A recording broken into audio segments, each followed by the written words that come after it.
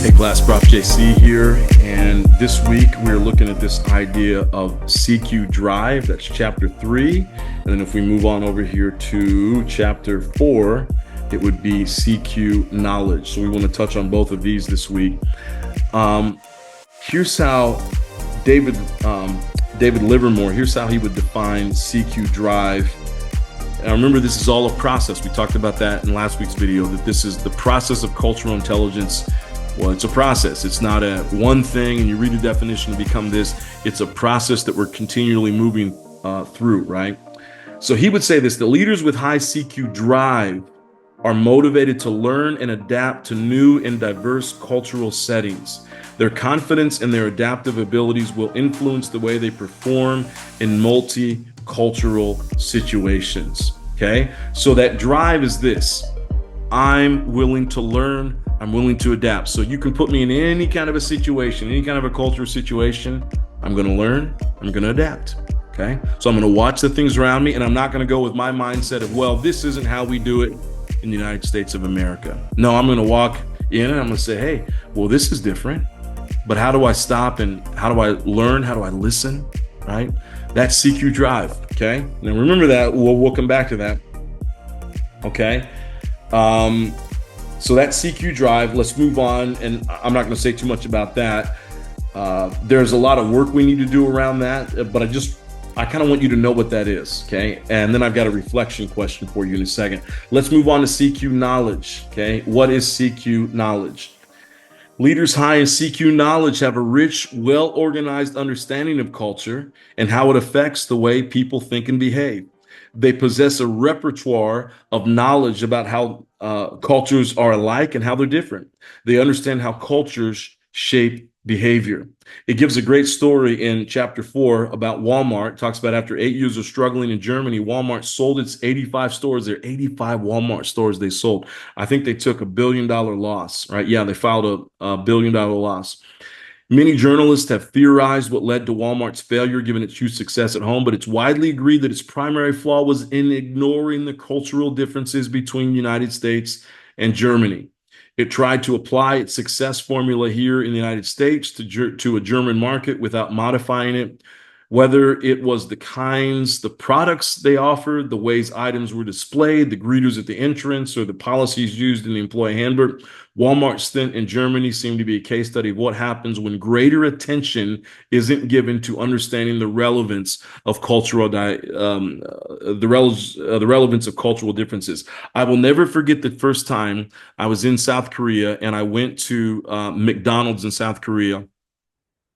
And I ordered what I typically order. And now, number one, there were a whole bunch of things on the menu that I had not recognized before. I said, what is that doing on my menu, McDonald's, right? This was 20 years ago.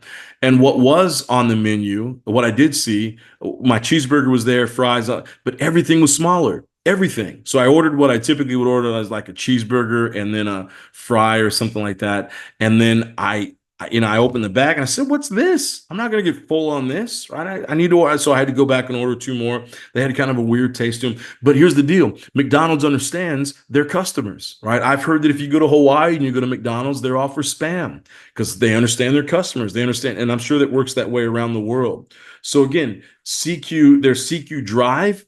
Okay, it's that ability to learn and adapt. And CQ knowledge is actually the knowledge that will help you move forward.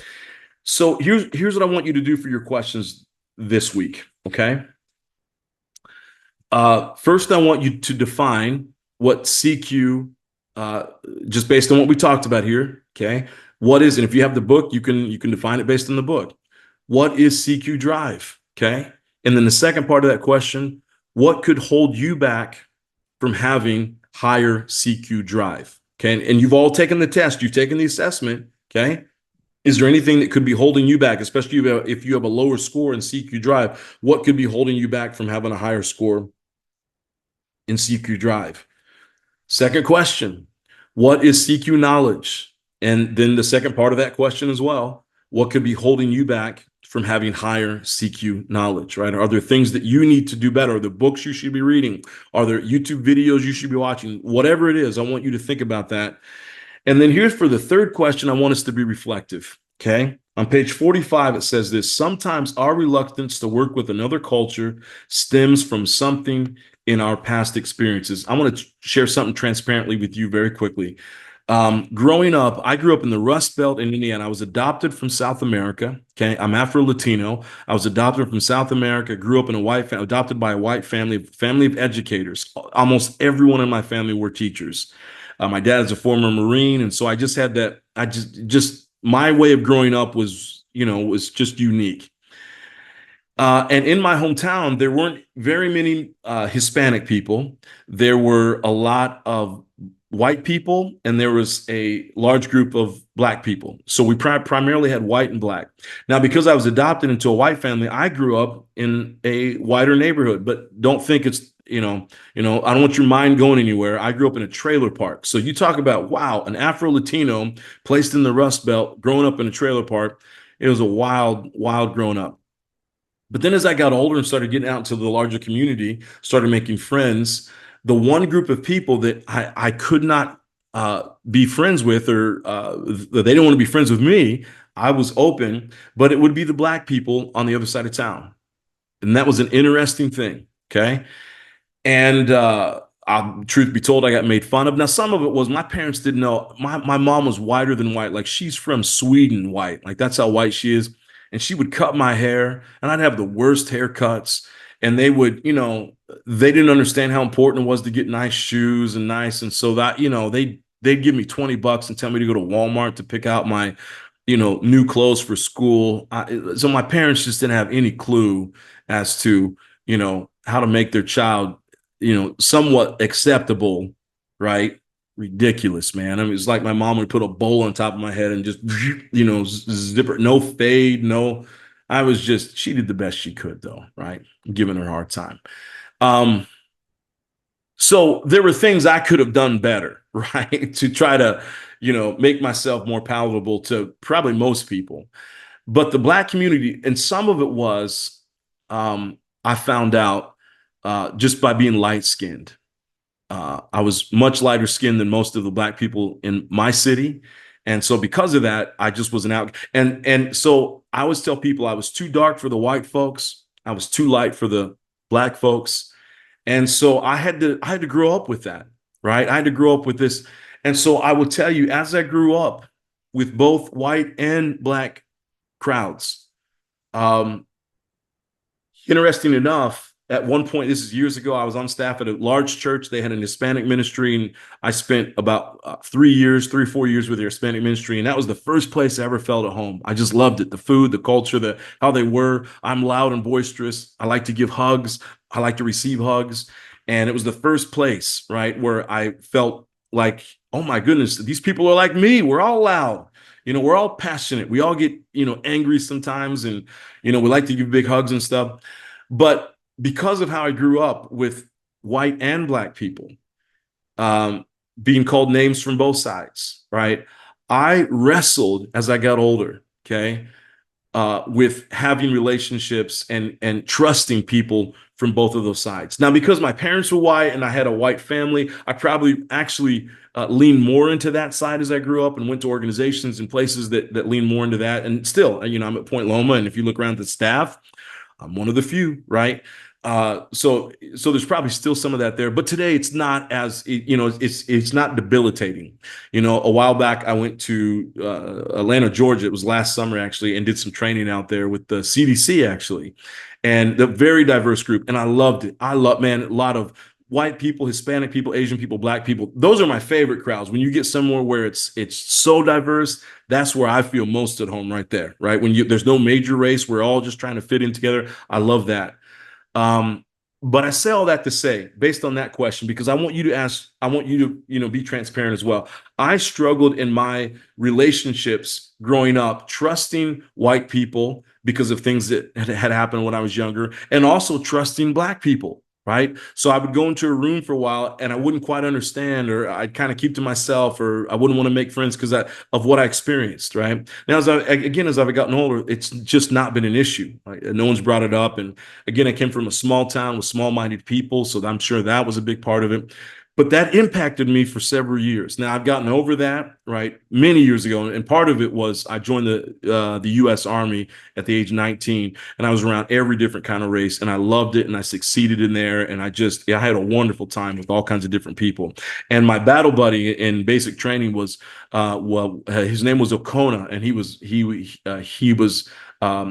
a very strong black man, and we just became best friends. I mean, he schooled me. You talk about learn how to dress. One quick story, and I'm gonna let you go here. We were over in South Korea, and we're getting ready to go downrange. And when we call downrange, if you've been in the military, you know what I'm talking about. You go downrange, and that's where you spend Friday night and Saturday night. And you have a lot of fun. You go to the clubs, and lots of stories there, but we're not going to get into all that. And so one night I show up because I had no clue how to dress. Again, I told you about my parents, right? They didn't teach me anything about how to dress. So I show up on the bus that takes you downrange, and all these people getting ready to go clubbing. They're all dressed up. And I show up and I got a track outfit on. I got a track suit on. And I had a track suit on, and I had my shoes that I went running, right? The same shoes I had for 13 weeks in basic training. I took them over to South Korea because they were good running shoes, but they were all beat up because they'd been through 13 weeks of basic training. They'd been through a few weeks in South Korea. But I thought I looked good, man. I had this track suit on and I had my shoes on. I'll never forget my buddy Okona. We both went to South Korea.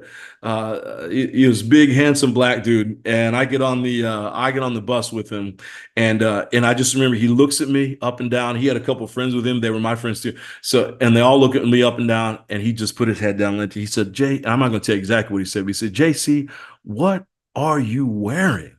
And he said, no, no, no, no. He said, no, son, man. So he took me back, and I think that night actually we went to the local PX there on base, bought some clothes, and had to go back and change. You know, they made me go back and change before I could, meet him downrange. So he squared me away. So I've made a lot of great relationships since then, but I really struggled for a time there with relationships with white people and black people because of that experience of growing up where I experienced, I would say, colorism, classism, racism from all sides. That's a longer conversation. Here's what I want you to do. I want you to talk about what holds you back. Is there an experience in your life where maybe a certain culture, a certain group of people, because of something that happened, maybe one thing, it has built some distrust in you? I want you to write that, and then I look forward to reading about that and hearing from you. Hey, thanks so much for listening. I look forward to seeing you in the next podcast. So make sure you answer your questions and then share that story. And I look forward to reading your responses. All right, everybody, you take care. I'll see you soon.